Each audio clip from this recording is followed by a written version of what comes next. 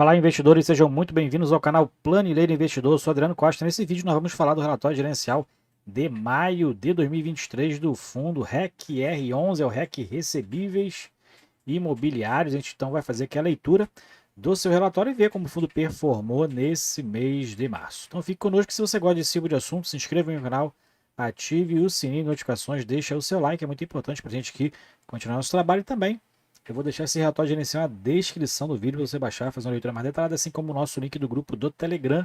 Se inscreva lá no grupo em curta distância. Vamos lá então, aqui a gente fala do REC R11. REC R que é um fundo administrado pela BRL Trust, gerido, né, o gestor ou consultor, como eles chamam aqui, a REC Gestão de Recursos. Tem a sua rentabilidade alva, o IMAB, mais 1% ao ano. Seu patrimônio líquido, mais de 2,5 bilhões de reais, né? E seu valor patrimonial por cota está 95,35. Ele fechou aqui maio a 87,03, né? Valor de mercado, então 2,3 bilhões de reais. Taxa de administração e gestão soma 1,20% ao ano sobre o PL, né? E não tem taxa de performance para duração determinada para investidores em geral. E atualmente está com mais de 185.800 cotistas. Eu sou um desses cotistas, né? Minha maior posição em fundo de investimento imobiliário é no REC R11. Em torno aí de 11% da minha carteira está alocado no REC R11. Então vamos lá. O que a gestora falou? Quais foram os resultados do mês, né? O fundo vai pagar no dia 15 de junho. Fundo que tem a sua database no quinto dia útil do mês subsequente ao que ele faz referência. Então ele fez agora o anúncio no último dia 7 de junho, né? Quinto dia útil. E então, aqui, mês de maio, vai ser pago em 15 de junho. E ele vai distribuir mais de 32 milhões e 400 mil reais, que deu aí R$ 1,22 e meio. Eu quero ver como é que quem tem uma cota vai receber isso, mas ele tem aqui, né, chega até a quarta casa decimal aqui de real, né?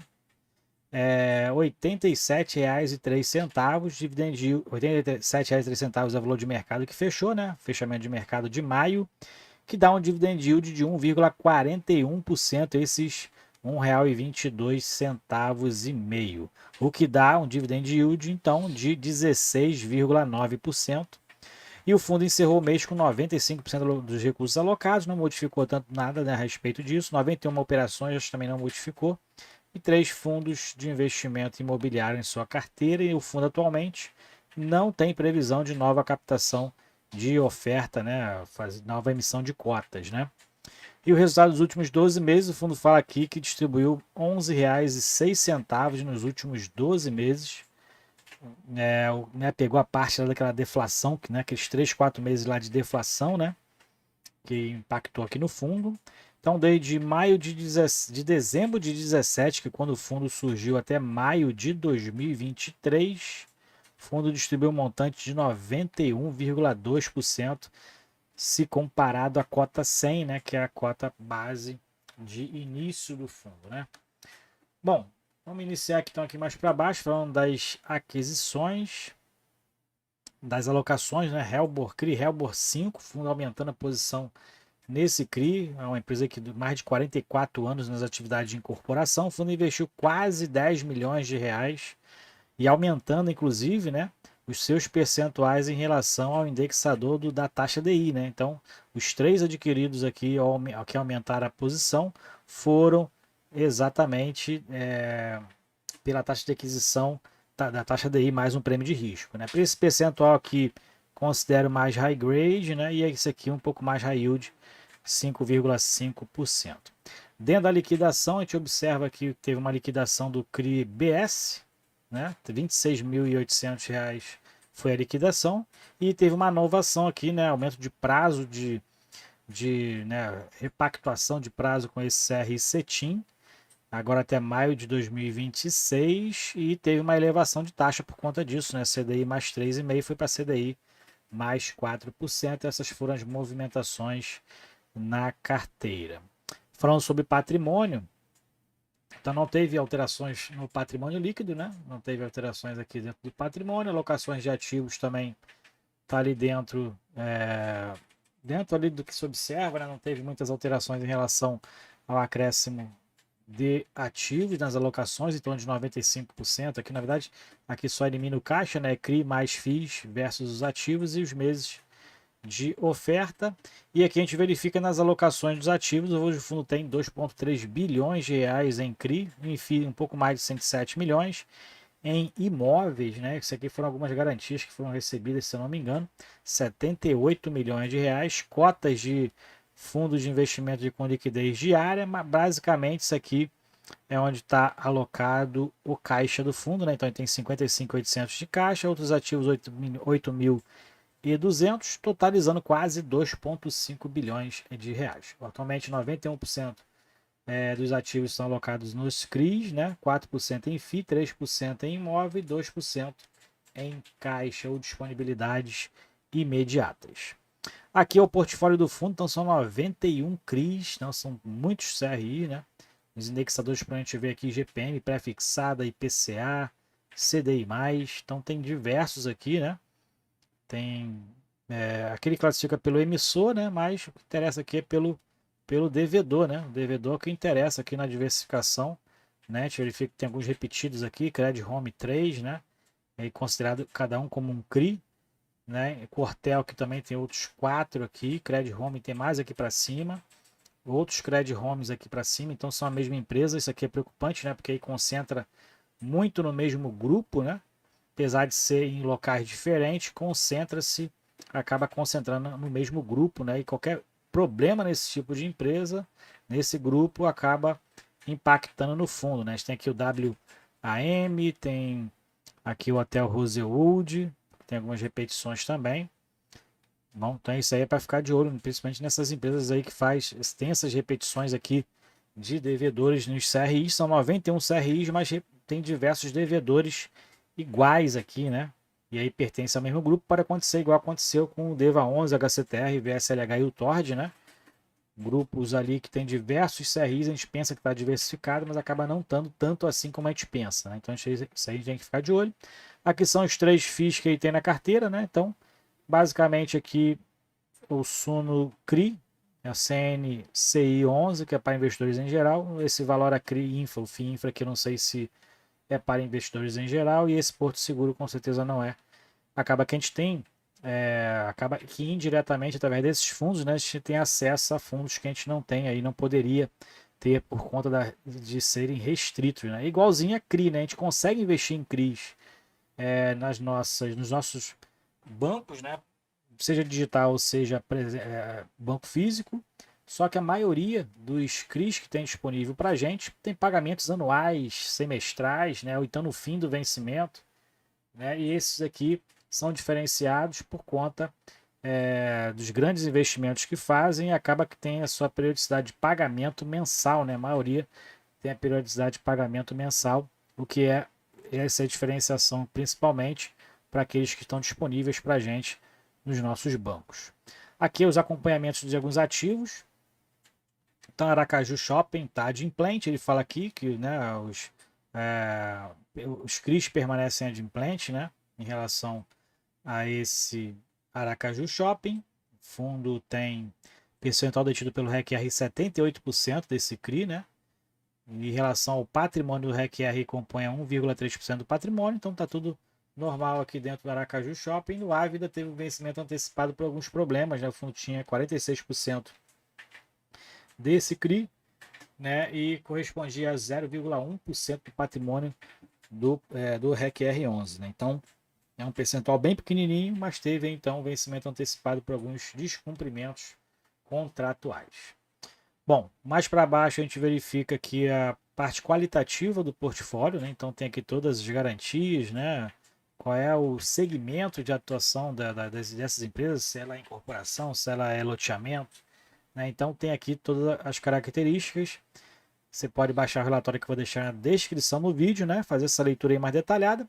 Aqui a gente tem, vai passar direto, aqui a gente tem os indexadores, então o fundo tem reduzido essa diferença percentual em relação ao IPCA, que atualmente corresponde a 76%, seja ele com variação negativa ou não.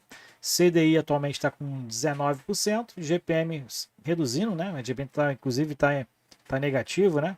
Nos últimos 12 meses, 3%, e o pré-fixado um pouco mais aí, na verdade não chega nem a 0,1%, né, em relação ao percentual. E tem um pouquinho aqui também de GPM sem variação negativa, né? Esse daqui o fundo não está tendo tão prejuízo assim, mas esse daqui realmente o fundo pode não estar recebendo esse prêmio de risco, né? E também tem um pouquinho de TR aqui também. Bom, aqui a gente verifica a distribuição por risco e segmento do devedor, então a maioria é segmento corporativo, né? O crédito, na verdade, a questão do risco, né? Ele até explica aqui embaixo, né? O CRI corporativo apresenta um lastro de dívida corporativa com garantia real, né? E acaba que o pulverizado tem um lastro com uma carteira de créditos imobiliários recebíveis, o próprio imóvel, às vezes, né? Pode ter também o próprio imóvel, mas o risco corporativo ele acaba sendo menor, porque normalmente são de grupos empresariais sólidos, que preferencialmente com garantias imobiliárias e cessão fiduciária de recebíveis. Então acaba que esse tipo de lastro aqui de risco, de classificação dos CRIs, acaba sendo de menor risco para o portfólio. Bom, aqui é a questão dos segmentos também, né? A gente verifica que a maioria é loteamento e incorporação, tem um pouco aqui de hotel, investimento imobiliário. Mais para baixo a gente tem a questão da distribuição por securitizadora, que acaba não tendo muita importância, que é apenas uma intermediadora entre o devedor e o cedente, né? Aqui a distribuição geográfica, a gente verifica que está mais concentrado no estado de São Paulo, né, como a maioria dos CRIs, né, ali é o polo, né, do Brasil em relação aos investimentos. E aqui tem a DRE gerencial, que ainda é apresentada, na verdade, pelo regime de competência, né, mas ele fala aqui sobre o lucro de caixa. Então a gente verifica aqui 35,5 milhões de reais, né, marcação a mercado teve aqui um registro negativo, porque a gente está falando de regime de competência, né? Então a desvalorização dos papéis acaba que ele considera aqui como uma valorização ou uma desvalorização, né? Receita de outros ativos 382 mil reais, despesas operacionais 2,7 milhões e o lucro pelo regime de competência 27 milhões e pelo regime de caixa 33 milhões, porque normalmente pelo regime de caixa não se considera essa marcação a mercado, e sim o recebimento, né, dos juros, né, e das atualizações monetárias advindas desses CRIs. E o valor distribuído a R$ 32.400, R$ 1,22. O fundo ainda fez um caixa então aí de recursos não distribuídos. Mais para baixo a gente verifica, para encerrar aqui, a questão da rentabilidade. Então o fundo tem um alvo IMAB mais 1%, então a rentabilidade de alvo no período está em 71% e o fundo está com uma rentabilidade aqui de 78,2%. Aqui é o valor distribuído, né? E aqui é a variação da cota, que está negativa, né, em relação ao valor patrimonial, que dá então 78,2%. Aqui a média, atualmente o fundo tem distribuído 0,92% de proventos, né? E no mês foi de 1,23%, um ótimo provento aí, uma ótima distribuição. E no ano de 2023 o fundo distribuiu então R$ 5,04. Se for nessa tocada aí agora, né? Provavelmente vai ultrapassar esses R$ 12,50. Bom, aqui então a gente tem a liquidez e a rentabilidade ainda, né? Então a gente falando aqui do volume de negociação, 85,8 milhões. O fundo tem uma liquidez muito boa, né? Quase 4 milhões de reais de média diária. Negociou mais de 1 milhão de cotas nesse mês de maio e a cota variou, né? Por isso mesmo tem uma negociação bem alta. Variou bastante aqui, o mínimo negociado foi 81,82 e o máximo 89,88. Então o fundo tem aí uma negociação no mercado muito boa, aí, liquidez muito interessante. Aqui a gente verifica, né, desde maio de 2022 até maio de 2023, a variação de fechamento, da cota de fechamento, 87,03, e a gente verifica o fundo mantendo ali uma média de 4 milhões de reais de volume de liquidez no mercado. É isso aí, então. Isso aqui é a taxa de sensibilidade, né? Atualmente o fundo está sendo negociado a R$ 86,00 mais ou menos, então estaria aqui um retorno de IPCA mais 9,25%, mas na data de fechamento, na cota de fechamento, 87,03 dá IPCA mais 9,10% de retorno. É isso aí então, relatório gerencial do REC R11 bom desempenho, boa performance, na minha opinião, no mês de maio, né? O fundo segue se recuperando aí no mercado. Vamos ficar de olho naquele portfólio lá, né? Pela experiência que a gente já teve no DEVA 11, principalmente, muitas repetições ali da mesma empresa, né? Vou fazer um apanhado disso aí para saber qual é a real diversificação do portfólio do RECR. E passo para você no próximo relatório gerencial. É isso aí.